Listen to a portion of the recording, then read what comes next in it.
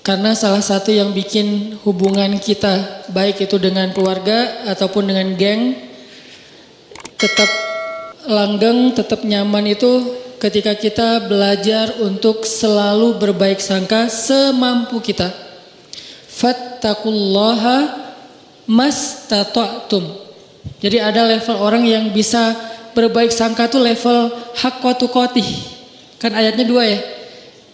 Ayat yang di Ali Imran, ittaqullaha haqqa tuqatih. Kalau ittaqullah itu kita breakdown, kan takwa itu variannya tuh banyak banget.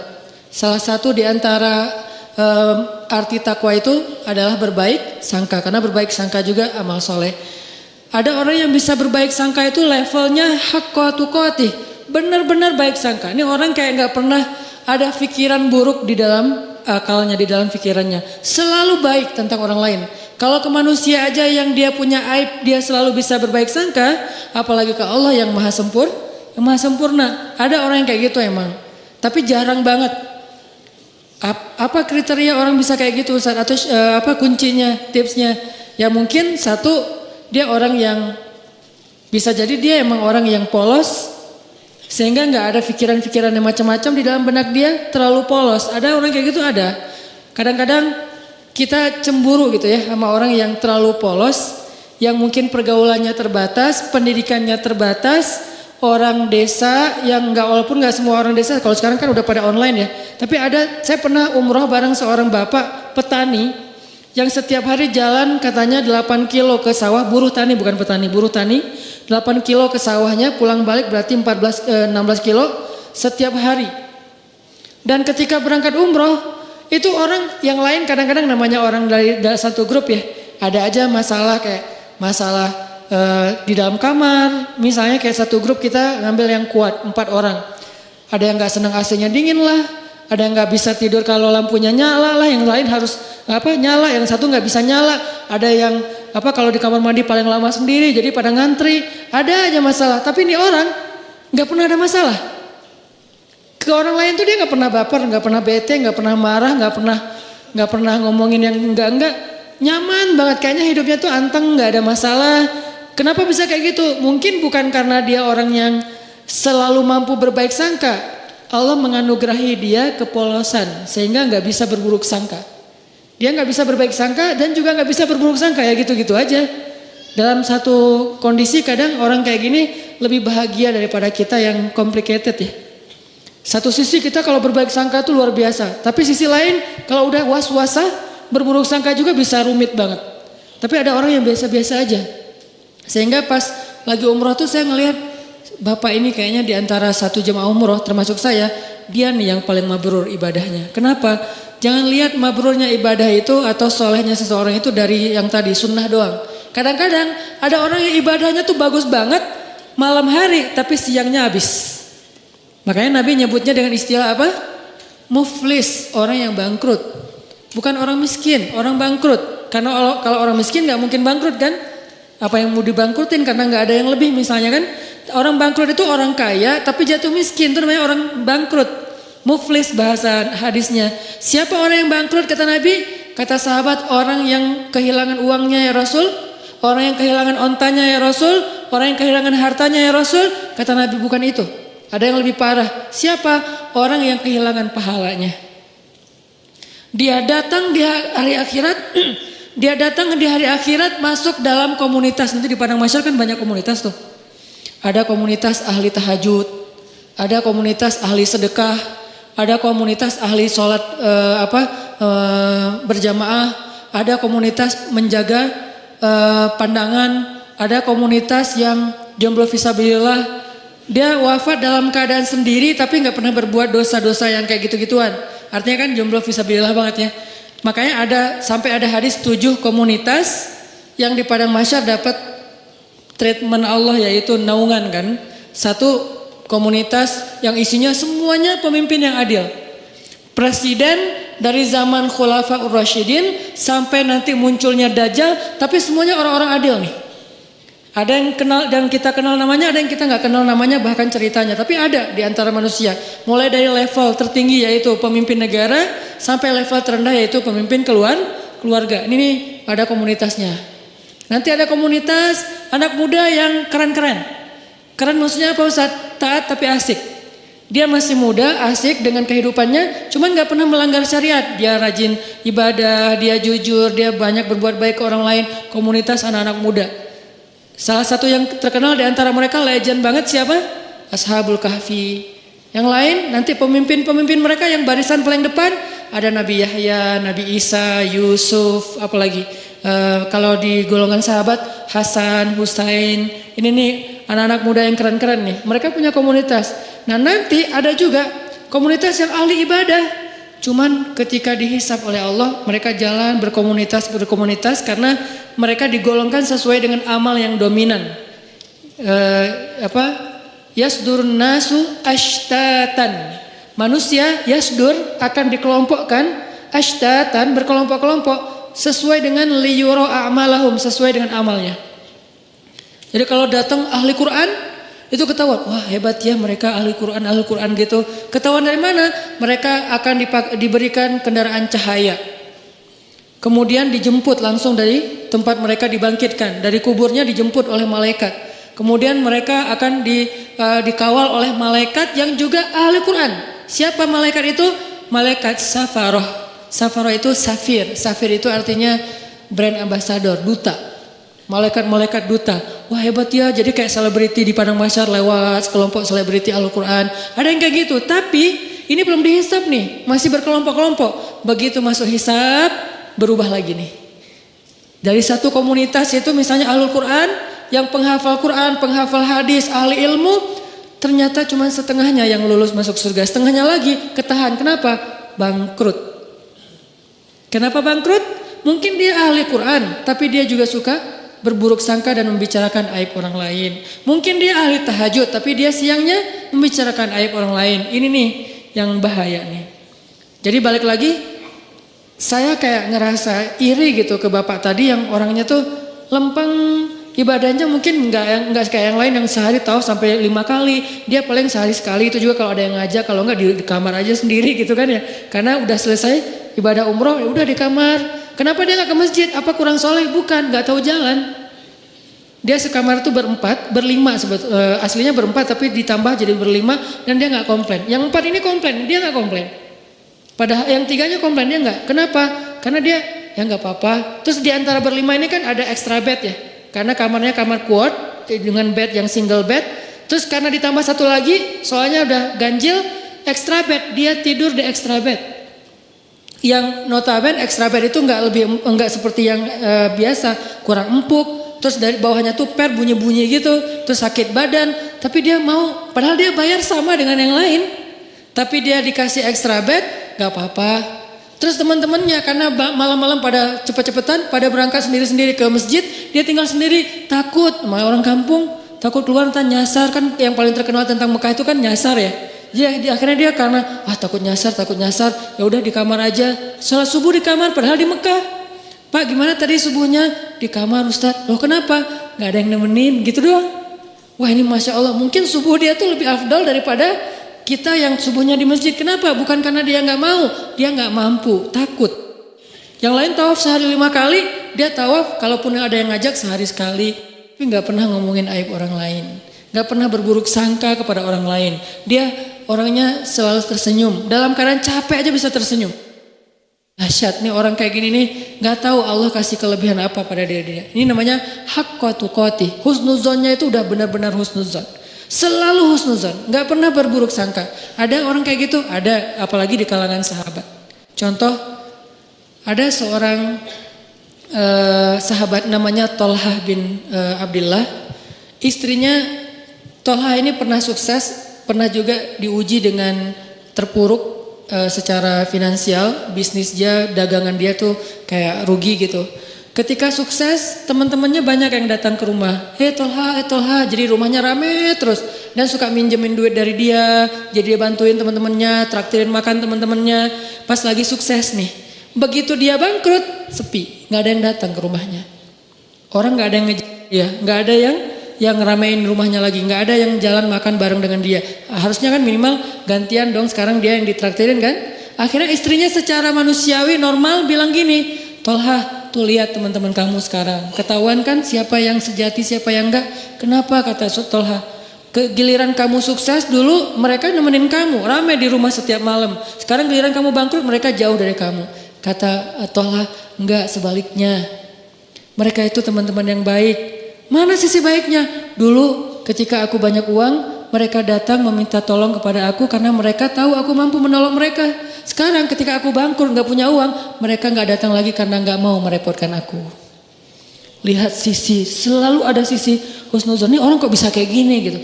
Sekarang mereka gak datang lagi ke rumah aku karena gak mau ngerepotin aku. Takut daripada saya minta pinjam uang ke Tolha, tapi Tolha jadi gak enak hati karena gak bisa nolongin. Kasihan, ya udah deh gak usah datang ke rumah Tolha. Itu yang dipikirin. Coba kalau kita, kayaknya kita kayak istrinya lah ya, normal kan ya. Dan itu gak salah, cuman ada orang yang keren. Bisa haqqa tuqatih. Sehingga ayatnya, ittaqullaha haqqa tuqatih. Kalau kalian mau beramal soleh yang pol, coba. Ada orang yang bisa kayak gitu. Siapa lagi yang bisa husnuzon? Istrinya Abu Ayyub. Ketika terjadi fitnah, berita hoax tentang Aisyah selingkuh dengan Sofwan. Istrinya Abu Ayyub pulang ke rumah terus nanya ke istrinya, "Mah, udah dengar berita yang lagi trending topik gak?" Gitu. "Oh, tentang Aisyah, ya. Gimana menurut Mama?" Kata istrinya Abu Ayyub, "Ya Abu Ayyub, gimana menurut engkau kalau ada yang membuat berita aku selingkuh?"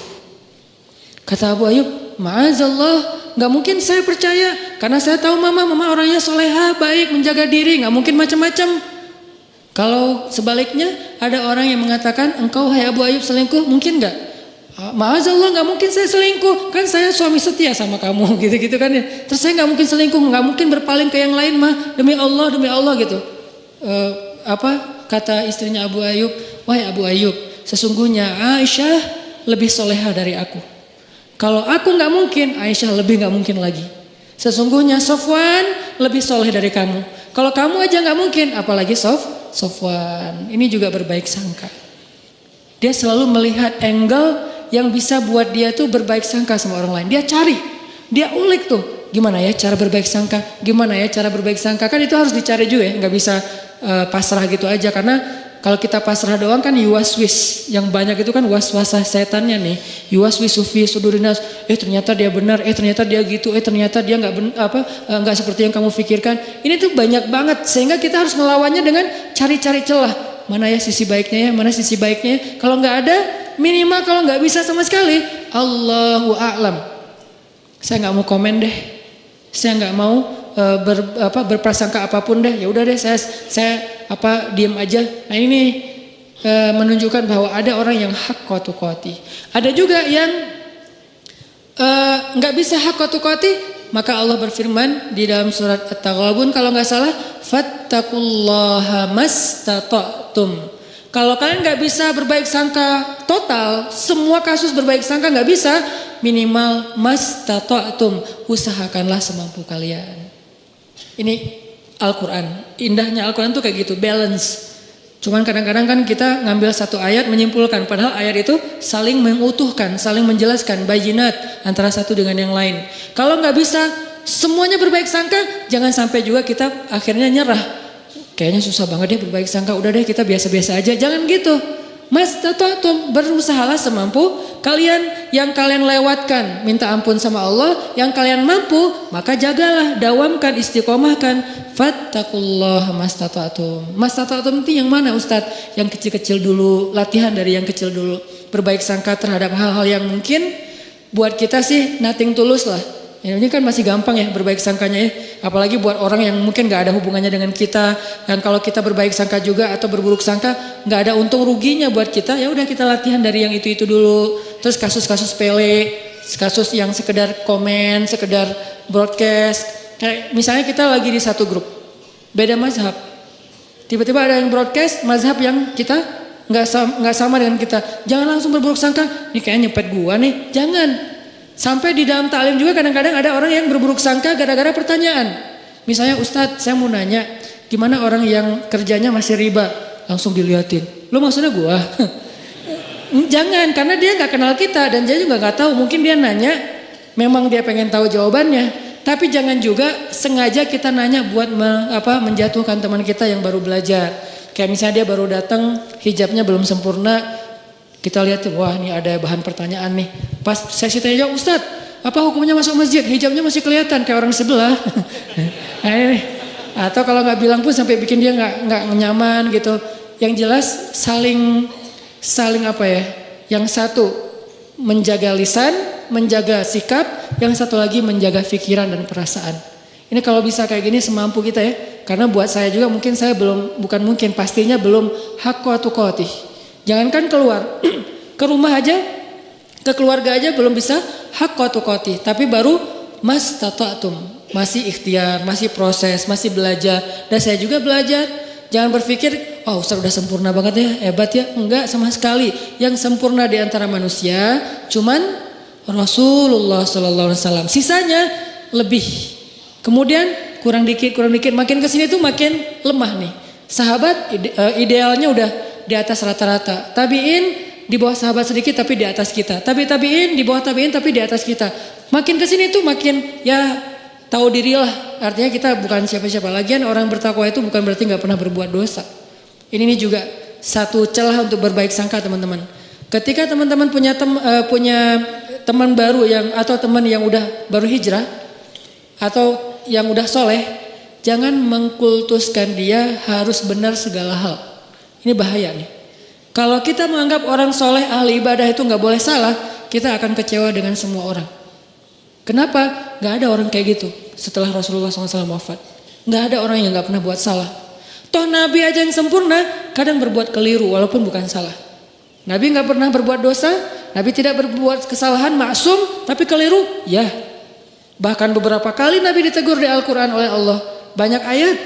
Termasuk Nabi lupa bilang insya Allah. Sampai akhirnya ditegur. Termasuk Nabi misalnya mengharamkan apa yang Allah halalkan. Demi nyenengin istrinya. Termasuk Nabi sikapnya bermasa muka dan berpaling. Termasuk Nabi salah fatwa memutuskan masalah tawanan perang. Banyak di Al-Quran itu teguran kepada Nabi. Kenapa? Karena Nabi juga manusia. Cuman beda sama kita, kalau kita salahnya kadang-kadang sengaja, kalau Nabi tidak sengaja. Dan salahnya Nabi itu bukan salah dalam bahasa fikih, keliru. Kalau salah enggak, kalau keliru ya. Keliru dalam sholat pernah, yang harusnya 4 rakaat jadi 2 rakaat, kenapa? Lupa. Nabi tapi kok gak khusyuk? Bukan gak khusyuk, Allah bikin kayak gitu, biar Nabi itu jadi teladan buat kita yang pelupa. Sholat, udah berapa rakaat nih, kan lupa kan? Ya udah deh, kayaknya udah selesai deh. Assalamualaikum. Nah ada teladannya dari Nabi. Kalau kita lupa, ambil yang paling kecil angkanya. Jangan ambil angka yang paling besar, keenakan. Baru juga serakaat, kayaknya udah 4 deh. Assalamualaikum. Setiap hari aja sholat serakaat karena pelupa gitu.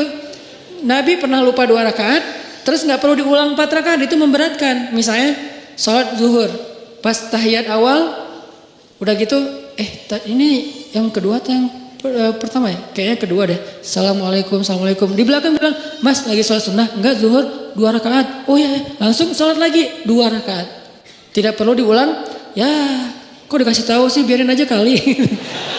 Jangan. Biar akhirnya kita nambah 2, kan gak repot ya kalau nambah 2 rakaat ditutup dengan sujud sahwi. Kecuali kita udah kemana-mana, makan-makan dulu, cari kayak batagor apa segala macam.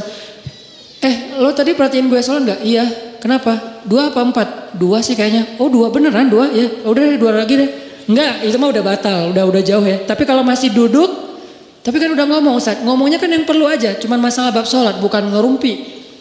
Udah ngobrol kemana-mana masalah politik segala macam. Kayaknya tadi kita bener gak sih sholatnya? Udah lama kali, itu ulang lagi dari awal. Nabi pernah kayak gitu? Pernah. Tapi itu bukan salah, keliru.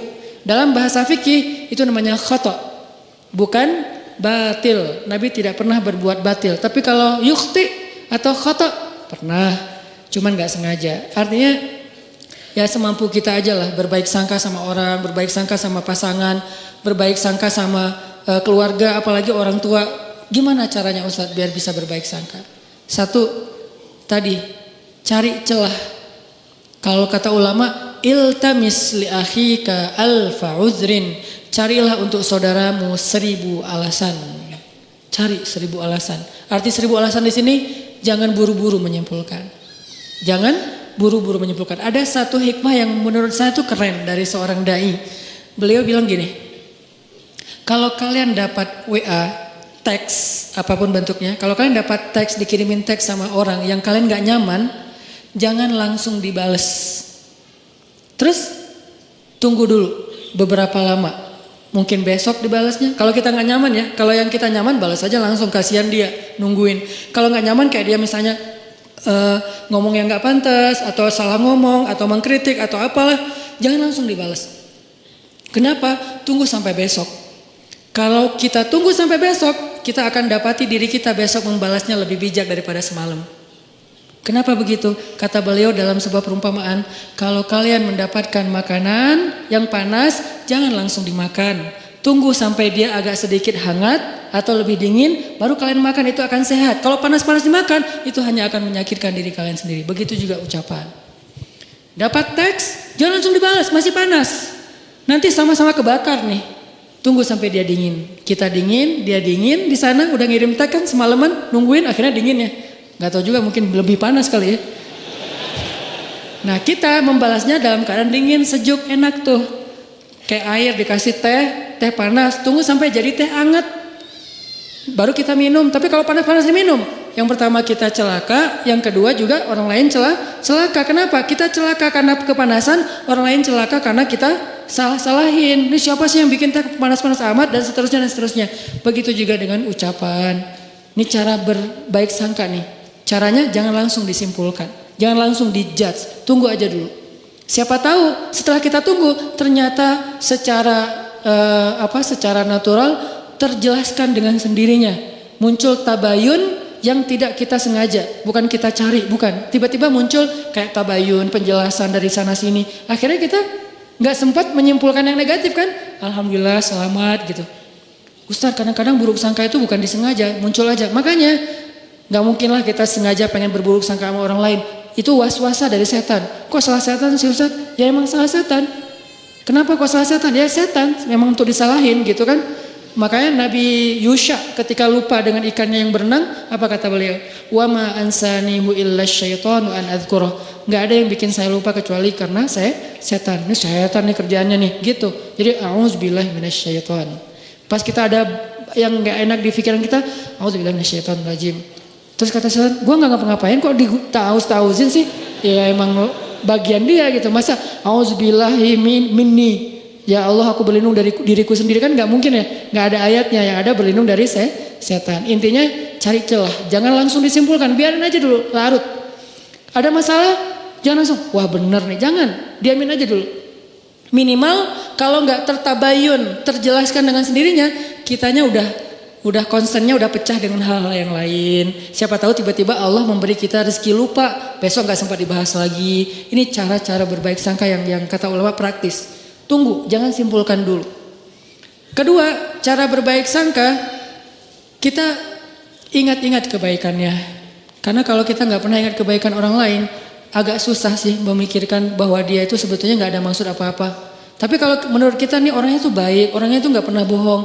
Begitu ada orang bilang dia bohong lu kemarin, kayaknya nggak mungkin deh. Soalnya setahu saya dia tuh orangnya selalu jujur. Nah kan karena kita ingat bahwa dia jujur, susah percaya kalau dia bohong.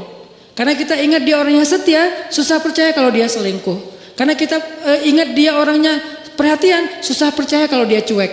Ini nih ingat kebaikan. Seingat mungkin. Kalau perlu kita bikin program buat diri sendiri berbaik sangka dalam rangka mastata'tum, semampu kita catat. Dia pernah gini sama saya, dia pernah bantuin saya, dia pernah. Sesekali kita minta tolong dia nggak bisa tolong, kita akan lihat dulu sih dia selalu nolongin saya. Kok sekarang dia nggak nolong? Kayaknya dia lagi ada masalah juga. Tapi kalau kita lupa, dia emang gitu orangnya, susah banget mintain tolong. Padahal setiap hari nolong. Kecuali kali ini. Nah ini cara berbaik sangka, ingat kebaikan orang lain. Kalau nggak ada Ustaz, siapa bilang nggak ada? Nggak mungkin nggak ada, kecuali Firaun. Toh Firaun aja masih ada kebaikannya apa? Masih mau menampung Musa kecil di rumahnya, walaupun sebetulnya dia gak suka kepada Musa itu. Masih mau, gara-gara apa? Gara-gara sayang sama istrinya. Kalau Dajjal, nah itu satu-satunya yang mungkin bukan hampir gak ada sih emang. Sehingga kita disuruh bertauz di akhir sholat kita dari Dajjal. Jadi tauz itu kayaknya setahu saya itu dua ya. Setan dan Dajjal. Ini saking buruknya. Tapi kalau manusia biasa pasti ada. Kalau nggak kelihatan sama kita bukan nggak ada, kita nggak tahu. Sehingga kita berbaik sangkanya ya pasti adalah kebaikan dia, cuman saya nggak tahu. Ustadz, kalau yang berburuk sangka itu tentang sesuatu yang bikin kita sebel gimana Ustadz? Ini nih yang agak berat nih. Kalau nggak ada hubungannya dengan kita kayak isu, informasi apa yang lagi ngehit atau apa, itu mungkin buat kita sih gampang berbaik sangkanya. Tapi kalau yang bikin kita nyesek gimana Ustadz berbaik sangkanya? Sholat. Jangan berbaik sangka sama dia kalau belum mampu. Berbaik sangkalah kepada Rabbnya. Karena kalau ini juga nggak bisa, udah nggak ada lagi harapan. Cara berbaik sangka kepada Allah hubungannya dengan dia apa Ustadz? Ya Allah, saya nggak tahu apa yang terjadi. Saya serahkan urusan dia kepada Engkau. Engkau pasti nggak akan ngecewain saya dong pastinya. Ini nih cara berbaik sangka ke Allah. Akhirnya tawakal modalnya supaya kita nggak ngikutin prasangka buruk kita yang bikin kita nyesek. Kadang-kadang orang berburuk sangka itu bukan hanya dalam kehidupan yang biasa, dalam ibadah aja bisa berburuk sangka. Dan kalau udah kayak gitu udah nggak nyaman. Ada teman kita misalnya kayak lagi puasa sunnah, kok dia egois banget sih puasa sunnah pas lagi mau ngajak acara makan-makan bareng saya nggak bisa, sehari aja dia batal. Nah ini udah mulai muncul sebelnya, nggak nyamannya. Berbaik sangkalah apa? Ya mungkin dia nggak ada hajat yang dia lagi butuhin sehingga dia kayak lagi ngelobi langit dengan ibadah-ibadah sunnah, dan itu lebih dia butuhkan daripada sekedar membatalkan puasa demi makan-makan dengan kita. Ya udah deh nggak apa-apa, mungkin dia punya hajat yang penting, bisa kayak gitu atau apapun lah bentuknya. Kadang-kadang dalam ibadah juga berburuk sangka itu bukan yang fatal sih, tapi agak dikit ganggu. Kayak lagi sholat berjamaah, saya pernah ngimamin kan ada ayat-ayat yang kadang-kadang kalau lagi berkesan gitu diulang-ulang ya. Kayak misalnya baca ayat, bukan Ar-Rahman sih kalau itu pasti diulang-ulang sih, fabi ayya'i rabbikum tukadziban. Ada yang kayak wa basyiril ladzina amanu wa 'amilus shalihat.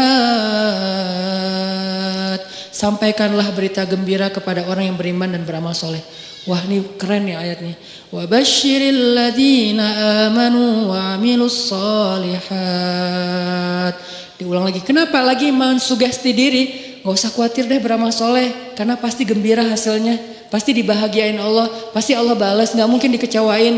Wa basyiril ladzina amanu wa 'amilus shalihat. Di belakang kadang-kadang makmumnya mungkin gak bisa berbaik sangka, tapi gak fatal juga sih. Jangan-jangan Ustadz lupa nih. Analahum jannat. Karena kebenaran dia hafal. Analahum jannat dibenerin. Saya wa basyiril ladzina amanu wa 'amilus shalihat annalahum jannatin tajri min tahtil anhar. Ya. Seandainya bisa ngomong, tahu. Cuman kan enggak bisa ngomong dalam sholat ya. Jadi bukan saya lupa, lagi menikmati ayat yang menurut saya berkesan gitu, tapi kayak dibener-benerin, teriak satu masjid, analahum jannat. Dia baru tahu analahum jannat dari yang di depan, dan dia juga nggak hafal aslinya. Jadi kayak, wah ternyata itu ya, udah deh rame-rame yuk, analahum jannat gitu. Apaan sih? Ada yang kayak gitu, pernah sekali kayak gitu, sholat dibenerin dari belakang, pernah saya nggak ngerasa lupa gitu. Terus akhirnya apa? Saya sebagai imam kan gengsi gitu kan. Pas analahum jannat, analahum dilebay-lebayin iramanya gitu biar yang pengen ngasih tahu kode gitu. Gue hafal, cuman lagi kayak khusyuk gitu sih. Intinya adalah berburuk sangka itu emang gak nyaman. Dalam ibadahnya gak nyaman. Padahal itu bukan hal yang fatal kan. Mungkin justru makmumnya kayak kasihan ya ustadznya ya. Udah 5 kali ngulang gak lewat-lewat. Udah deh kita benerin. Kalau berbaik sangkanya imam ya kepada umum. Kalian baik banget sih dibenerin. Padahal saya gak salah loh. Kasihan deh loh gitu. Jadi artinya ya berbaik sangka semampu kita. Terus ada yang ketiga. Gimana caranya biar gak terjadi berburuk sangka. Kita nih sebagai orang yang kadang-kadang suka bikin masalah, suka bikin syubhat istilahnya. Apa itu syubhat? Sesuatu yang berpotensi salah faham. Itu namanya syubhat. Sesuatu perkataan, perbuatan, posting kalau dalam bahasa sosmed itu yang berpotensi orang salah faham. Nah, kitanya yang harus tabayun segera sebelum terjadi kesalahfahaman. Contoh, saya posting main air di laut pakai celana pendek. Kan berpotensi orang salah paham ya. Wah Ustaz kok celana pendek gitu kan. Akhirnya di caption not itu pakai knee band. Saya menutup lutut pakai kayak ikat lutut gitu. Jadi tetap ketutup. Ini pakai knee band loh ya, ditutup di pakai yang agak kayak ketat gitu. Cuman warnanya warna kulit. Kenapa tuh harus pakai celana pendek? Ya aja main papan pakai celana panjang, jeans pula gitu kan ya. Kan jadi bid'ah gitu kan. Gimana saya mau deketin teman-teman surfing sementara saya dianggap ahli bid'ah dalam mazhab surfing. Kecuali saya pakai shortboard yang emang dia lebih modern sehingga saya bisa pakai wetsuit gitu kan, pakaian kayak nyelam gitu yang panjang. Tapi kebenaran karena emang masih belajar biar lebih gampang pakainya yang longboard selong mungkin, kalau bisa 10 meter gitu kan, selong mungkin biar lebih stabil kan, makin long makin lebar makin tebal kan makin stabil tuh, walaupun berat sih kalau kena lumayan gitu. Ngambil yang paling long makin bold sehingga mazhabnya itu makin kayak wah single fins or die gitu kan, satu fin atau nggak usah sama sekali deh, nggak usah pakai fins gitu. Akhirnya ngikutin mazhab teman-teman yang emang mereka punya prinsip bahwa kalau long itu celananya pendek Ustaz, bajunya geleber gitu Ustaz, terus kayak gitu-gitu. Oh ada yang gitu-gitu ya? Iya ya Ustaz, ya udah deh, biar saya nggak di ahli bid'ah, biar bisa dekat sama mereka, ngobrol santai. Ya udah pakai celana pendek, cuman biar nggak jadi syubhat, ditutup lututnya. Ini namanya mentabayyun sendiri sebelum dipertanyakan oleh orang lain. Ada yang kayak gitu, ada juga yang kayak misalnya kita lagi ke satu wilayah yang mereka baca Qur'annya itu kalau sholat bismillahnya dijaharkan. Ada yang mazhab jahar, ada yang enggak. Kalau saya kan ngambil mazhab yang sir, tapi baca cuman enggak dijaharkan. Nah pas lagi di sana kita bisa jelasin, maaf ya saya mungkin baca cuman sir gitu. Biar orang, lah Al-Fatihah enggak pakai bismillah. Nah diperjelas. Kalau perlu bismillahnya yang biasa bismillahirrahmanirrahim. Kali ini bismillahirrahmanirrahim. Enggak pakai irama tapi jelas gitu. Supaya orang lain, oh ya tenang deh kalau gitu. Jadi kita kayak tabayun sendiri. Itu perlu. Apa dalilnya Ustaz? Nabi pernah kayak gitu. Nabi suatu malam lagi nganterin istrinya pulang. Karena dari masjid Nabi enggak nginep di rumah istri yang itu. Cuman dianterin pulang. Pas lewat di sebuah lorong kayak gang gitu yang agak-agak remang-remang. Nabi berdua dengan cewek, lagi nganterin cewek ini pulang. Dan itu berlah istri beliau. Tiba-tiba lewat sahabat ngelihat Nabi sama cewek, langsung mereka mempercepat langkahnya. Nabi, pergi aja. Pergi aja mereka, dipanggil sama Nabi. Sebentar kata Nabi. Kenapa ya Rasulullah? Ini adalah Sofia istriku, kata Nabi.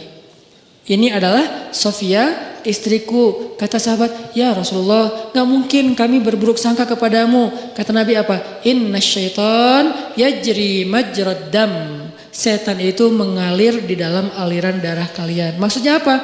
Dia tahu banget yang kalian rasain. Mungkin sekarang kalian gak akan ada apa-apa. Nabi sama cewek, pergi aja, gak usah dipikirin. Udah disimpan. Besok ada yang ngomongin atau ngelihat sekali lagi. Bener ya kayaknya semalam yang kita lihat. Nah jadi gitu tuh. Daripada jadi omongan, maka Nabi langsung tabayun. Sebentar.